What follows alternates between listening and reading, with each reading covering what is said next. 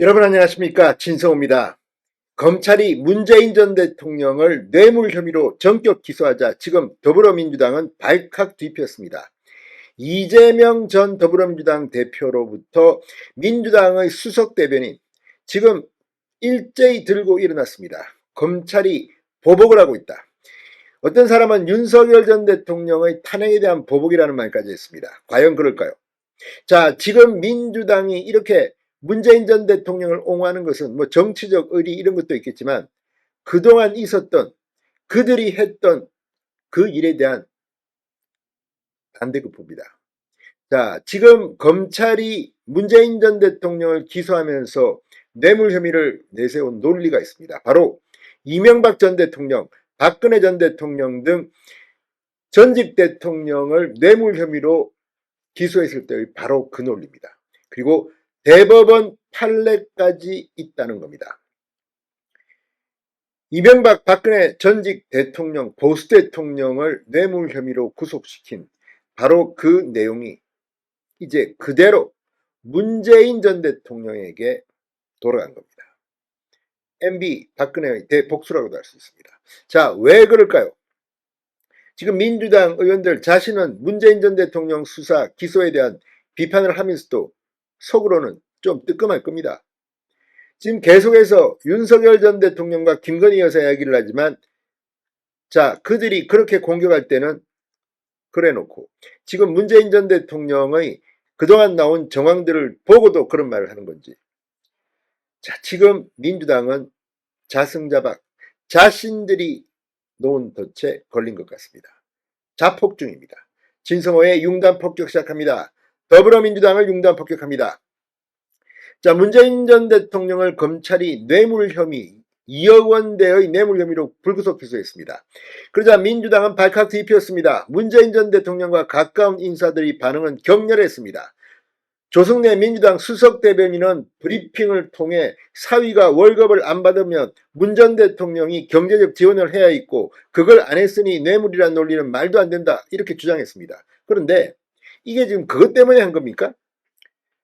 이상직 전 의원 자리를 주고 그 대가로 아무런 항공 경험도 없는 문재인 전 대통령의 전 사위를 타이이스타제에서의 임원으로 특혜 채용한 겁니다.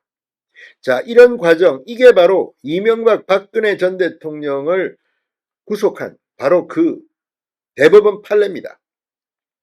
지금 민주당의 이런 옹색한 공격, 무조건 정치보복이다, 뭐 어떻다, 이재명 전 대표가 늘 쓰던 솥을 쓰고 있네, 창작하고 있네, 그거와 통합니다. 자, 이 검찰이 문재인 전 대통령을 뇌물 혐의로 불구속 기소한 것은 전사의 서모시의 2018년 타이 이스타젯 상무 취업입니다. 같은 해 문재인 전 대통령이 이 회사의 실소유주인 이상직 전 의원 중소벤처기업진흥공단 이사장에 임명한 대가라고 의심하고 있습니다. 자, 그리고 이 2억 1,700만 원의 뇌물이라는 판단을 한 겁니다. 자, 민주당 지금 계속해서 출발부터 전임 대통령과 그 가족 관련자들을 괴롭히고 망신주고 모욕주기 위한 목적이 있었다고 주장하고 있습니다. 그런데 지금 보수 진영에서는 오히려 검찰이 왜 문재인 전 대통령 수사를 이렇게 질질 끌었나 묻고 있습니다. 이 문제는 다른 일반 국민에 비해서 문재인 전 대통령에 대한 뇌물 수사는 너무나도 속도가 느리다는 것을 변명할 수 있는 여지가 없습니다. 자, 지금 이 문재인 전 대통령의 기소, 이 논리에 대해서 분석들이 나오기 시작했습니다. 그게 바로 이명박 박근혜 전직 대통령에 대한 대법원 판례가 검찰이 있었던 것으로 보인다는 겁니다. 전주지검은 문재인 전 대통령에 대한 공소제기 사실을 밝히면서 대통령의 직무 관련성에 대한 법리와 뇌물공여 혐의로 함께 기소된 이상직 전 의원의 당시 처지에 관해 설명했습니다. 먼저 검찰이 문재인 전 대통령의 뇌물수수 혐의 성립 여부에 대해 내세운 법리는 대법원에서 확정된 박근혜 이명박 전 대통령의 뇌물 혐의 판결입니다. 자, 이 대법원이 확정한 이 판결입니다. 법원은 박 전 대통령의 뇌물사건 판결에서 대통령은 정부의 수반으로서 중앙행정기관의 장을 지휘 감독해 모든 행정을 총괄하는 업무를 수행한다. 그러한 직무 범위에 속하거나 직무와 밀접한 관계가 있는 행위에 관해 대통령에게 금품을 공유하면 바로 뇌물공여죄가 성립하고 대통령이 실제로 영향력을 행사했는지 여부는 범죄 성립에 영향을 미치지 않는다라고 판시했습니다. 대통령이 실제로 영향력을 행사했든 않든 범죄 성립에는 영향을 미치지 않는다. 대통령에게 금품을 공유하면 바로 뇌물공여죄가 성립된다는 겁니다.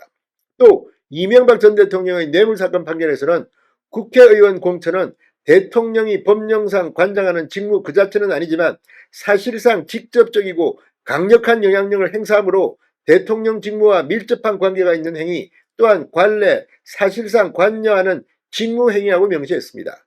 이런 법리를 토대로 검찰은 문재인 전 대통령 사건에서 문재인 전 대통령과 이상직 전 의원은 별다른 친교 관계가 없었는데도 도움을 주고받은 배경에 주목했다고 밝혔습니다. 자, 검찰에 따르면 이스타항공 창립자이자 정치인인 이상직 전 의원은 2016년 제20대 국회의원 선거 당내 경선에서 패배한 뒤 19대 대통령 선거 대선 캠프에서 직능본부장으로 활동하며 문재인 전 대통령 당선에 기여합니다. 문재인 정부 출범 직후 이상직 전 의원은 2018년 3월 중소벤처기업진흥공단 이사장 자리에 올랐는데 2020년 4월 예정된 차기 국회의원 선거 출마를 위해 면직 등 문 전 대통령의 권한 행사가 필요했다는 게 검찰의 설명입니다. 이상직 전 의원은 2018년 8월 항공업계 실무 경험이 전무한 문재인 전 대통령의 당시 사위 서모 씨를 이스타항공의 태국 법인격인 타이이스타젯 임원으로 채용했고 서씨 4명에게는 급여로 약 1억 5천만 원, 주거비 명목으로 6,500만 원 이렇게 지원하며 각종 특혜를 줬다고 검찰은 설명하고 있습니다. 서씨의 급여 등이 문재인 전 대통령이 받은 뇌물에 해당한다는 겁니다. 자, 이제 이명박 박근혜 전 대통령의 뇌물죄, 바로 그 대법원 판례가 문재인 전 대통령에게 적용된다고 검찰은 보고 있는 겁니다.